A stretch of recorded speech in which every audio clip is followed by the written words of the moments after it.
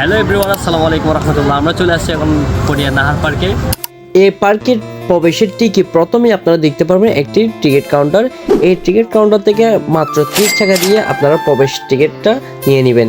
তো আমরা ছিলাম চারজন, আমরা চারজনের জন্য 4টা টিকিট নিয়ে নিই এবং প্রবেশ করি ভিতরের দিকে। আপনারা দেখতে পাচ্ছেন ভিউটা অসাধারণ এবং অত্যন্ত সুন্দর একটি ভিউ।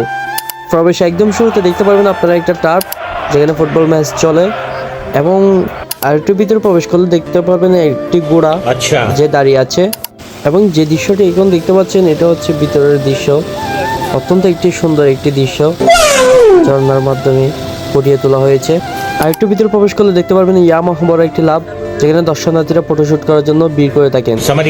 এর পাশে একটা সাইনবোর্ড আছে, সাইনবোর্ডের লেখাগুলা আমরা আমাদের বন্ধু শাকিলের মাধ্যমে আমরা জানতে চাইবো উদ্দেশ্য কি।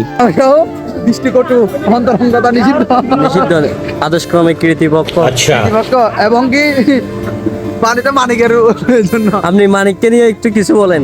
মানিক এদিকে তাকাও, ওইখানে যেটা লেখা আছে এটা ভালো করে মনে দিয়ে পড়বা এবং কি এটা পালন করার চেষ্টা করবা ইনশাআল্লাহ। যে কোনো কিছু সিদ্ধান্ত নেওয়ার আগে অনেক কিছু বিবেচনা করবেন, পরিকল্পনা করবেন। তো আমরা মজা করতে করতে আরো ভিতরে চলে যাই পার্কে, এবং দেখতে পাচ্ছেন আপনারা পার্কের দৃশ্যগুলো অত্যন্ত সুন্দর এবং মনোরম পরিবেশ।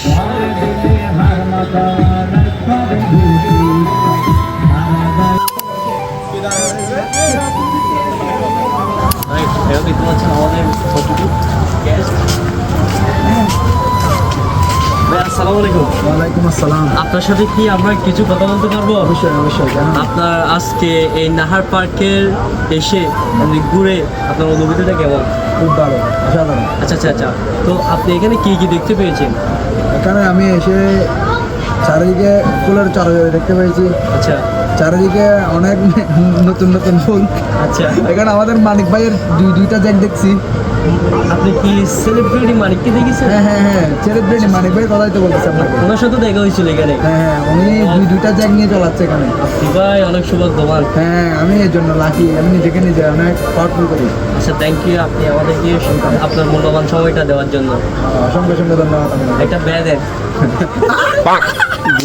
ঘোরাফেরা শেষে আমাদের অনেক খিদা লাগছিল, তাই কী খাবো চিন্তা করতে করতে আমরা চলে আসলাম আনোয়ারা বাউরালিয়া ওরস বিরিয়ানিতে।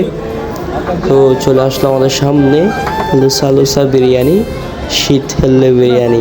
সবাই ভালো থাকবেন, সুস্থ থাকবেন। আসসালামু আলাইকুম ওয়া রাহমাতুল্লাহ।